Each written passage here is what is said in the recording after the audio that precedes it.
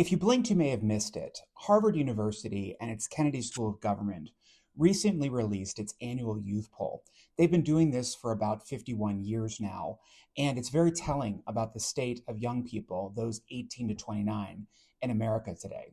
Hi, I'm Bradley Sherman. I'm an author and a strategist.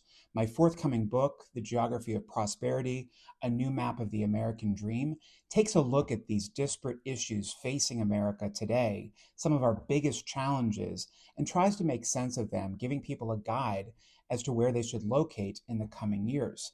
Now, what I took away from this poll, this really interesting data set, is that young people today are very frustrated with affordability above anything else. This is something that we're seeing across the country right now as debates rage on about the cost of living, the cost of housing, the overall expenses that go into daily living.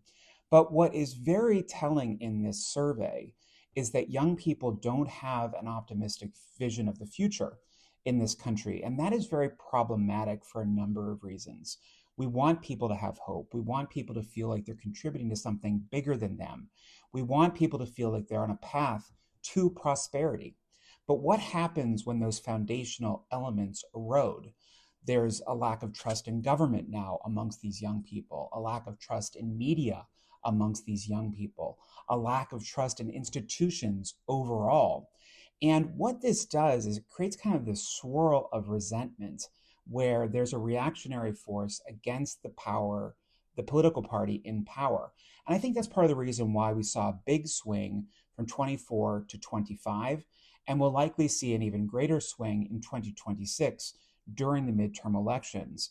But above all, what this creates is a really unique phenomenon, this populism phenomenon, where people are starting to rally around certain ideas, certain issues that face all of them. And because of that, they'll start moving perhaps more in sync with one another, breaking away perhaps from this political polarization that is really dominating our lives today. Now, I'm going to give a full breakdown of this research on my Substack in the coming weeks, and I'd love for you to join the conversation on it. You can subscribe at populationnext.com. That's populationnext.com. And as always, like, comment, and subscribe to this channel as well. Keep it growing, keep the conversation going, and thank you for joining.